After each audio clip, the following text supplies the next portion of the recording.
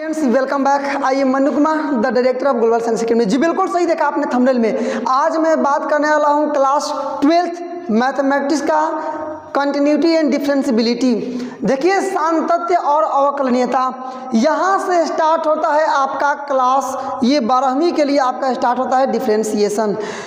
देखिए डिफरेंशिएशन तो वाकई में इजी है, उसके लिए फॉर्मूले मिलेंगे, आप आसानी से बनाएंगे। लेकिन अभी जो प्रश्नावली आपका 5.1 है, because I am going to discuss about exercise 5.1 only 5.1 and in this exercise only आपको जानना है क्या, तो कंटिन्यूटी। आपको इसमें डिफरेंशियबिलिटी नहीं पढ़ना है, अवकलनीयता आपको पढ़ना ही नहीं है इस लेसन में। आपको क्या पढ़ना है इसमें, तो आपको केवल पढ़ना है कंटिन्यूटी, बस इसको बोलते हैं ना सातत्य, यही आपको पढ़ना है सातत्य। देखिए मैं आपको एक छोटी सी अपनी सोशल लाइफ में, अपने सामान्य जीवन में थोड़ा सा एक्सपीरियंस आपको शेयर करूंगा। मैं जब कक्षा 12वीं में मैं पढ़ता था, 12वीं में मैं पढ़ता था, उस समय से मैं सुनते आ रहा हूं कि यह जो एक्सरसाइज है 5.1 जो कि कंटिन्यूटी से रिलेटेड है, यह बहुत बोरिंग लेसन है। इतना बोरिंग लेसन है कि बच्चों को तो छोड़िए, टीचर भी पढ़ाना नहीं चाहते हैं, ऐसा मैं सुना। लेकिन तमाम चीज़ों को जानने के बाद मैंने देखा कि यह भी तो सही है। सोच को तुम ले जाओ उस शिखर तक कि उसके सामने सारे सितारे भी झुक जाएं। सोच को तुम ले जाओ उस शिखर तक कि उसके सामने सारे सितारे भी झुक जाएं। ना बनाओ अपनी सफ़र को किसी कश्ती का मुहताज, चलो इस रफ्तार से कि तूफान भी झुक जाए। हर शाम को ढल ही जाता है, पतझड़ बसंत में बदल ही जाता है। सूरज हर शाम को ढल ही जाता है, पतझड़ बसंत में बदल ही जाता है। हिम्मत कभी मत हारना, क्योंकि समय चाहे कैसा भी हो वह एक दिन गुजर ही जाता है। मैंने निष्कर्ष निकाला कि यदि कोई भी स्टूडेंट है और उसका कोई भी सब्जेक्ट वीक है, या मैथमेटिक्स हो या फिर फिजिक्स हो या केमिस्ट्री हो या बायोलॉजी हो या फिर इंग्लिश हो या अदर कोई भी सब्जेक्ट है, यदि उसका वीक है तो इसके 3 रीजन्स हो सकते हैं। पहला, ध्यान सुनिएगा मेरी बात को, मेरा पर्सनल एक्सपीरियंस है ये। पहला कि वह लड़का पढ़ने वाला ही नहीं है, मतलब उसको तो पढ़ना ही नहीं है। बिल्कुल पहले एक कन्फर्म है कि वो पढ़ने वाला है ही नहीं। उसको अंत में या कहीं जाना पड़ेगा, या बिल्डिंग वगैरह जो भी काम हो उसको कुछ एक्स्ट्रा सीखना पड़ेगा, बिजनेस को एक्सटेंड करना है, कोई ना कोई इसका एक्स्ट्रा उसका कोई गोल है।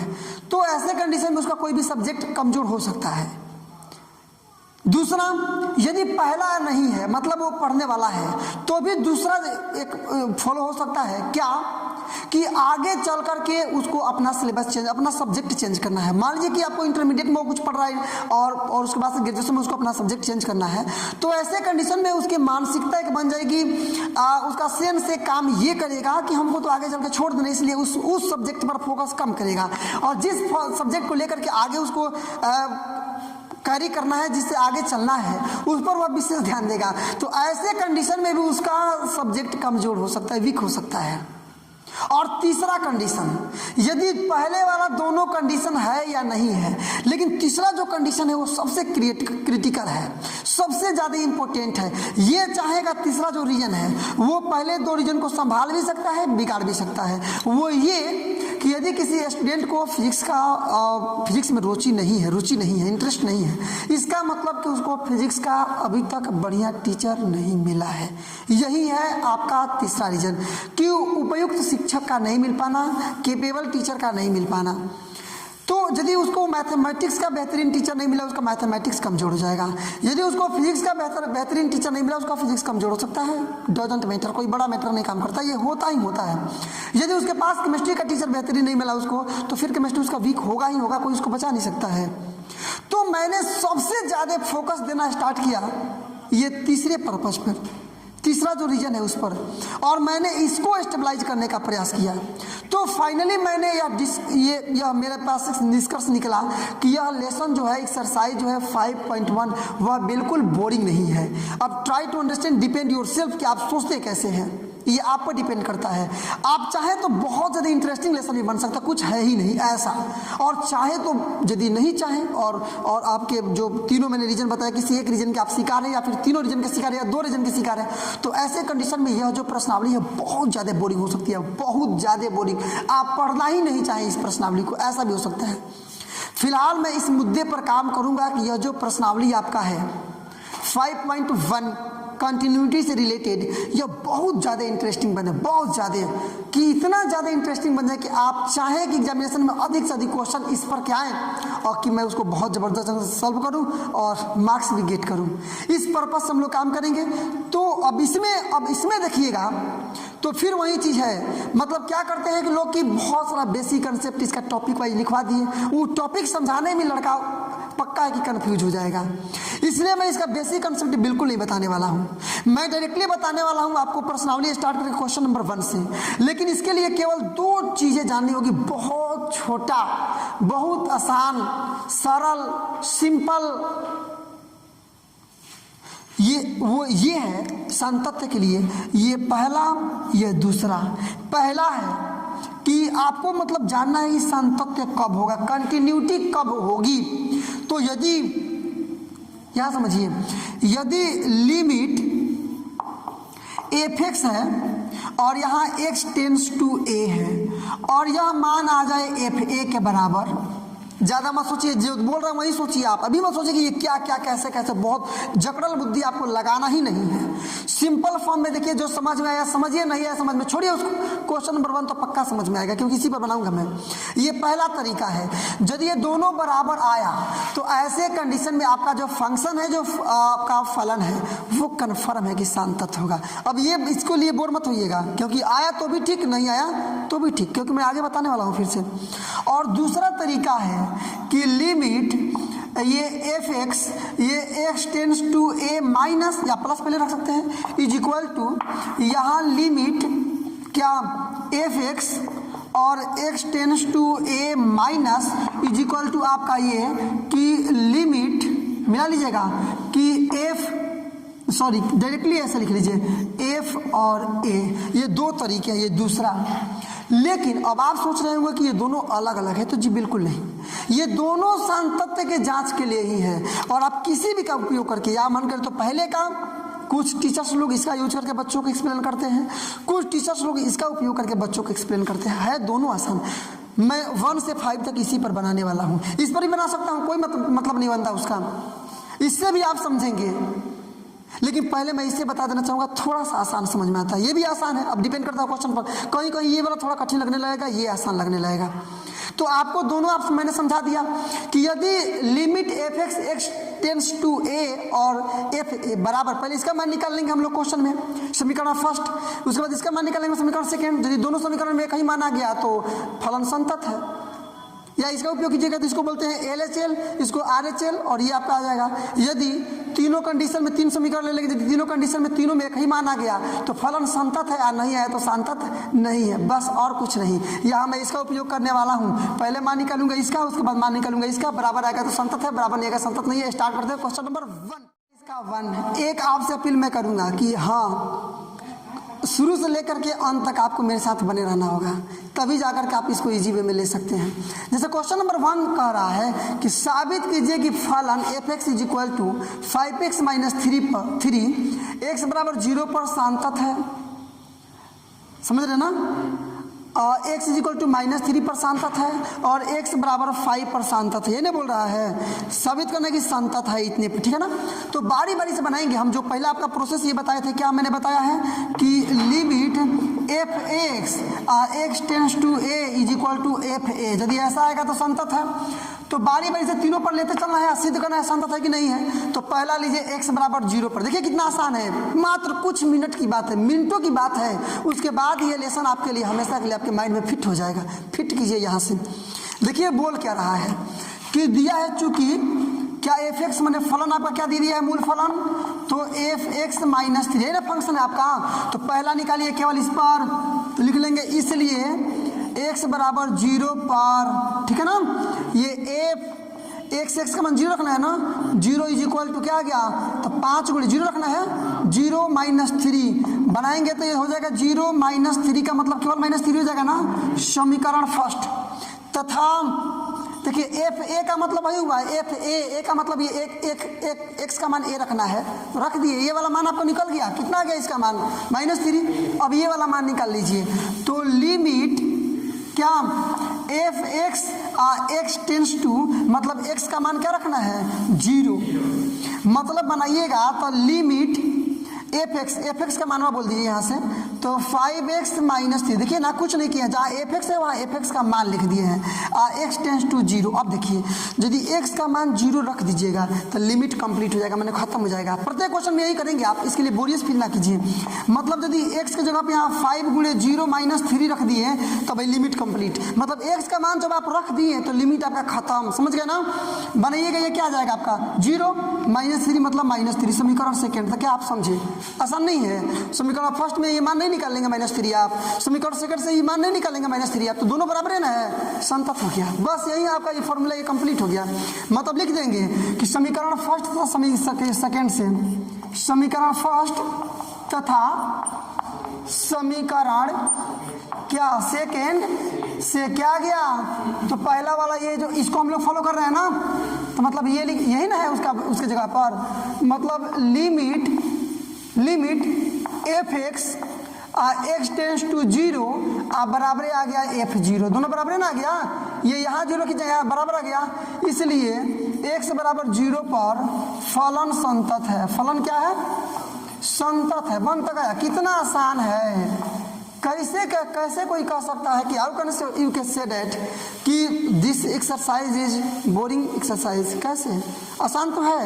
इसी प्रकार से x का मान आप रख देंगे क्या -3 पर, x का मान 5 पर, जिस पर दोनों बराबर आ गया, -3 पर क्या लिख देंगे, x बराबर -3 पर निकाल लीजिए। देखिए कितना आसान हो गया। मैं उतना स्लो नहीं बनाऊंगा क्योंकि आप मुझको विश्वास है कि आपने मेरी बात को समझ गए हैं। आप x जगह पर क्या रखना है -3, तो निकालिए, तो x जगह पर -3 बराबर रखिए ना -3, तो 5 गुणे -3 बनाइए, क्या हो जाएगा 5 3 15 माइनस में, -3 का मतलब 18 हो गया ना माइनस में, ये हो गया आपका -18 समीकरण फर्स्ट।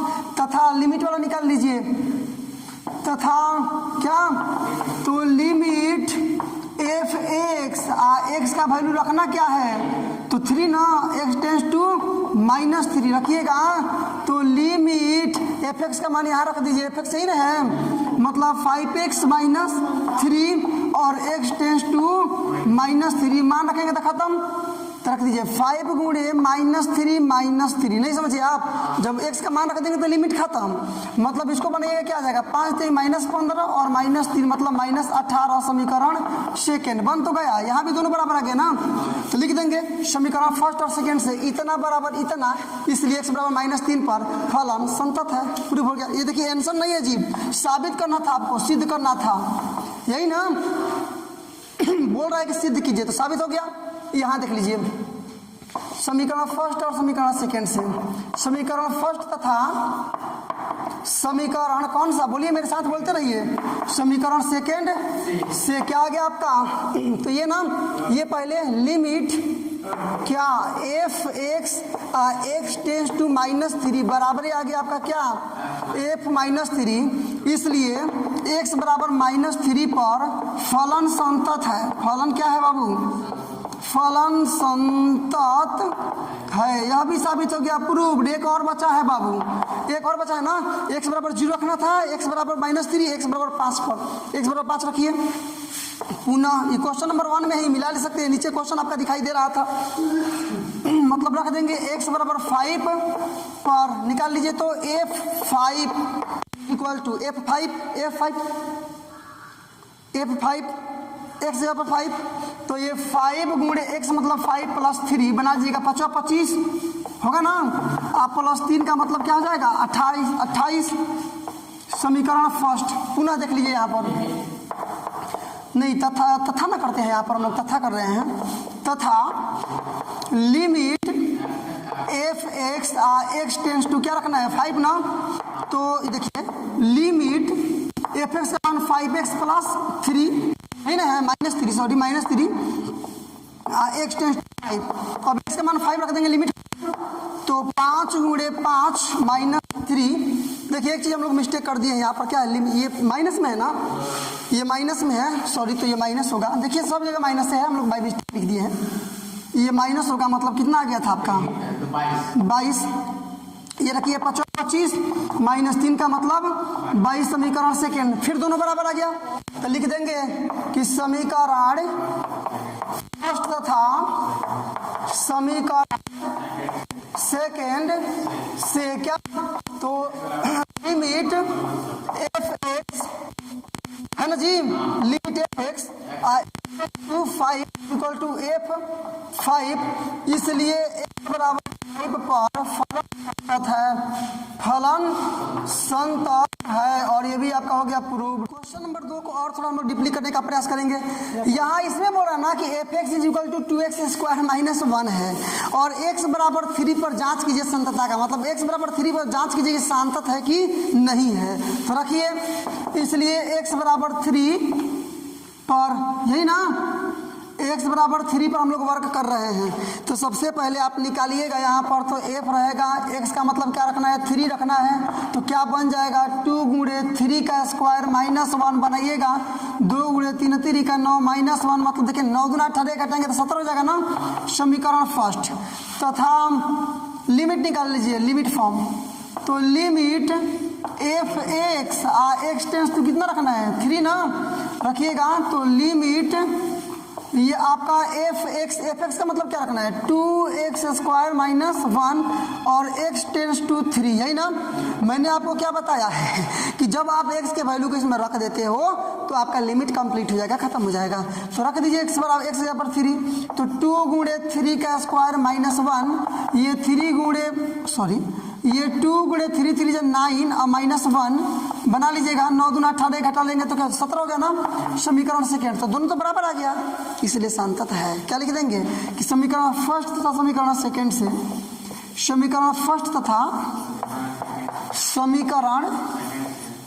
समीकरण सेकेंड से क्या हो जाएगा, तो ये आपका हो गया कि एफ लिमिट वाला ना, कि लिमिट एफ एक्स जहाँ एक्स टेंस टू 3 है ना, और बराबर आ गया एफ 3, ठीक है ना, इसलिए x बराबर 3 पर फलन की जगह केवल f भी लिख सकते हैं, ठीक है ना, f संतत है, या फिर लिख सकते हैं डायरेक्टली आप कि फलन संतत है, फलन ये आपका आंसर होगा जी, क्योंकि पूछ रहा था जांच कीजिए कि है कि नहीं है, संतत है तो आंसर रहेगा। देखिए बोल क्या रहा है, पहले स्टेटमेंट पढ़िए, बोल रहा है ना कि निम्नलिखित फलों के सांतत्य की जांच कीजिए, इनकी सांतत्य की जांच करना है, ए बी सी और डी आपके 4 क्वेश्चन हैं।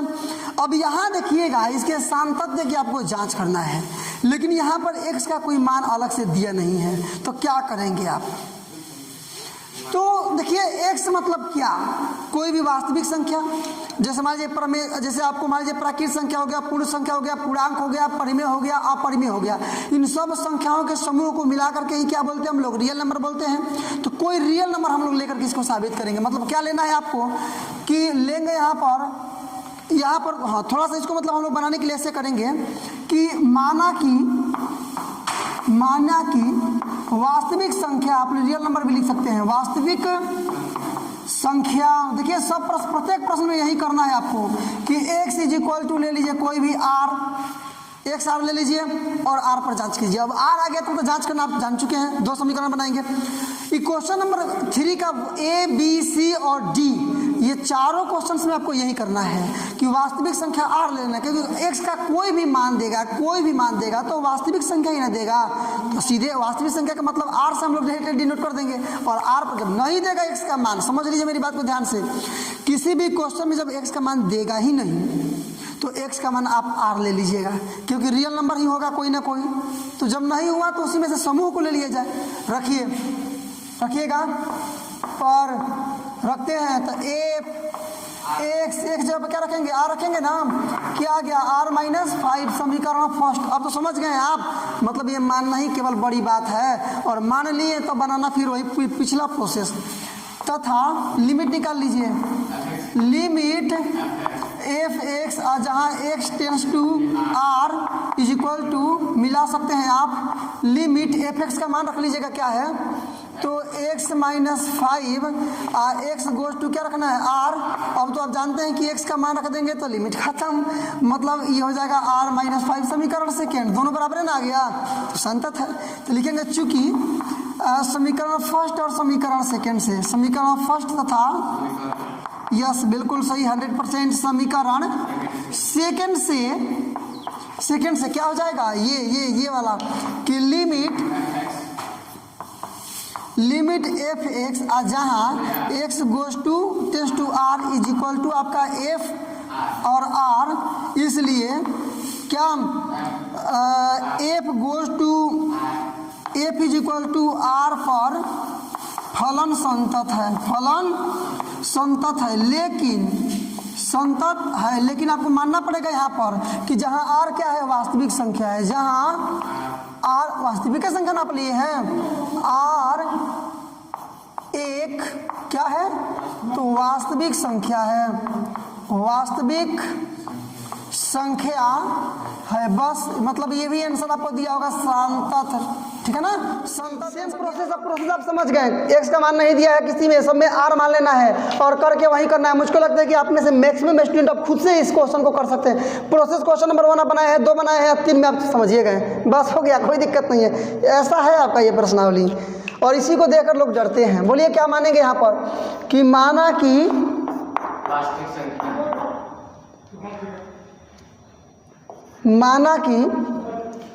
क्या वास्तविक संख्या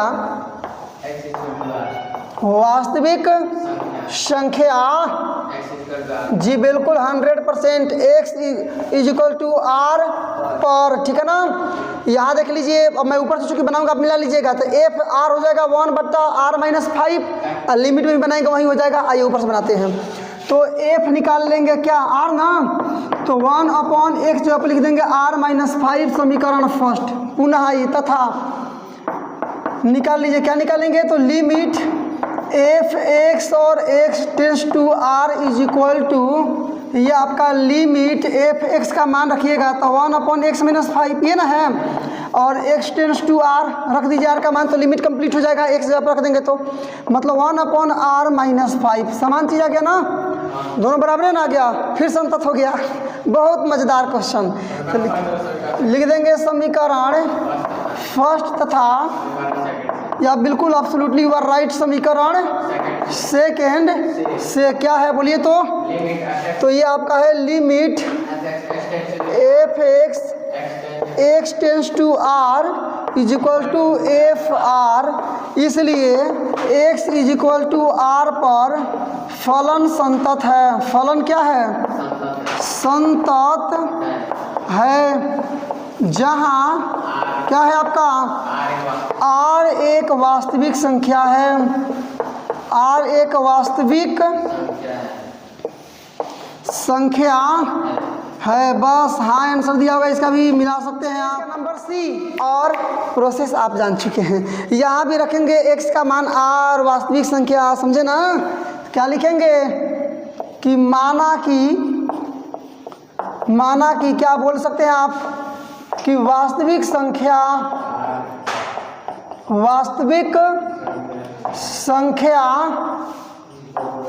क्या तो x is equal to r पर रखिए मान पहले इसमें, तो f r is equal to x का मतलब आर रखना है ना, तो 5 का स्क्वायर, ठीक है ना, सॉरी ये आपका r का स्क्वायर अब माइनस में 25 बट फिर r रखेंगे r+5, ये देखिए r का स्क्वायर अब माइनस 25 का मतलब हम लोग क्या लिख सकते हैं 5 का स्क्वायर और बाई में r+5 इज इक्वल टू, यहाँ देखिए ये फॉर्मूला है जी, a square minus b square is equal to a plus b और a माइनस बी, हालांकि मैं वहाँ लिखूंगा नहीं, इसको मैं केवल समझाने के लिए लिखा हूँ। तो एक बार जोड़ेंगे, एक बार घटाएंगे, r+5 r-5 upon r+5, r+5 से r+5 कैंसिल, केवल r-5 समीकरण आपका फर्स्ट। ऐसे ही रखेंगे, वहाँ समीकरण सेकेंड मिला लीजिए, ऊपर से रखेंगे ना, तो लिखेंगे तथा क्या limit F x tends to r is equal to, तो आपका लिमिट ये आपका क्या मान है मिला सकते हैं आप, ये रखना आपको, ये ना कि मतलब एक्स स्क्वायर माइनस 25 और बट्टा में x+5 होगा ना, और लिम यहाँ एक्स टेंस टू आर बना लीजिए, तो लिमिट वैल्यू रख लेंगे यहाँ 5 का स्क्वायर, सॉरी r का वैल्यू रख देते हैं आप, तो लिमिट खत्म, मतलब आर स्क्वायर माइनस 25 बटा एक्स प्लस नहीं आर प्लस 5 बना लीजिए, इसको भी वही चीज़, मतलब आर स्क्वायर माइनस 5 का स्क्वायर बटा आर प्लस 5, जोड़िए घटाइए, तो r plus 5 into r minus 5 upon में आर प्लस 5,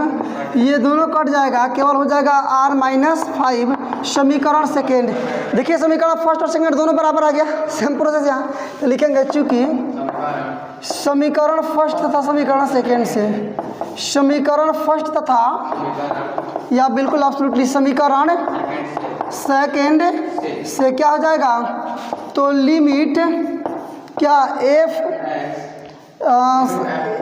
क्या r x tends to r, चाहे एफ एक्स लिख लीजिए कोई दिक्कत नहीं है, is equal to directly f r, इसलिए एक्स बराबर आर पर फलन संतत है। फलन क्या है, तो संतत है जहाँ आर एक वास्तविक संख्या है, आर एक वास्तविक 1 मिनट वास्तविक संख्या है। क्या प्रॉब्लम है, आपको आंसर हाँ दिया होगा, मिलाने में क्या प्रॉब्लम है, बनाने में क्या प्रॉब्लम है, x - 5, तो वही काम हम लोग करेंगे। सॉल्यूशन देखिए ऊपर लिख दिया, सॉल्यूशन डायरेक्टली बना रहे हैं, लिखेंगे माना कि, मिला लीजिएगा, माना कि वास्तविक संख्या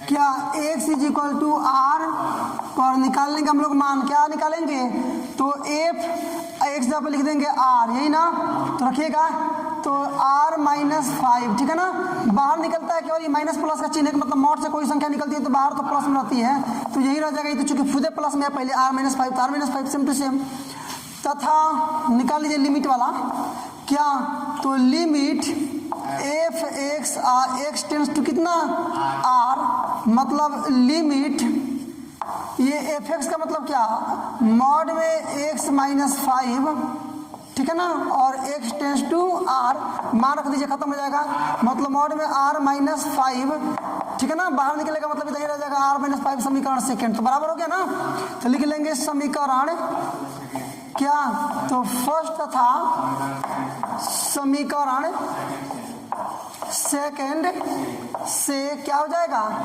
तो ये आपका एफ, अच्छा लिमिट पहले ना, तो लिमिट एफ एक्स, जहाँ एक्स का मान है x tends to r is equal to f r, इसलिए मिला लीजिएगा यहाँ पर, इसलिए एक्स बराबर आर पर फलन क्या है, संतत है जहाँ आर एक क्या है, वास्तविक, मतलब ये 4D वास्तविक संख्या। आपका बहुत बहुत धन्यवाद। ऐसे ही लगातार नॉन स्टॉप और हाई लेवल एजुकेशनल वीडियो को पाते रहने के लिए सब्सक्राइब कर डालो इस वर्ड लेवल एजुकेशनल चैनल को, और यदि आपने चैनल को सब्सक्राइब कर लिया तो वाकई में आपने काफी उत्साहवर्धक, उत्तेजक और प्रेरक कार्य किया है। अब एक काम और आपको करना है, लाइक करो इस वीडियो को, ताकि पता चले कि दुनिया को इस प्रकार की वीडियोज लाइक हैं, और इसके बाद से all your social media group like WhatsApp, Facebook, Instagram इत्यादि पर शेयर करो इस वीडियो को, ताकि पता चले कि दुनिया को अब पता चले कि इस प्रकार के एजुकेशनल वीडियो अब यूट्यूब पर आने स्टार्ट हो गए हैं। और बोर्ड एग्जामिनेशन की तैयारी करने वाले विद्यार्थी घर पर बैठ करके ही उत्साहवर्धक और संतोषजनक तैयारी कर सकते हैं। तो चलिए आज के लिए बस केवल इतना ही, मिलते हैं अब अगले वीडियो में कुछ नए प्रश्न के साथ, कुछ नए एनर्जी के साथ, कुछ नए मुद्दे के साथ। तब तक के लिए बेस्ट ऑफ लक, जय हिंद।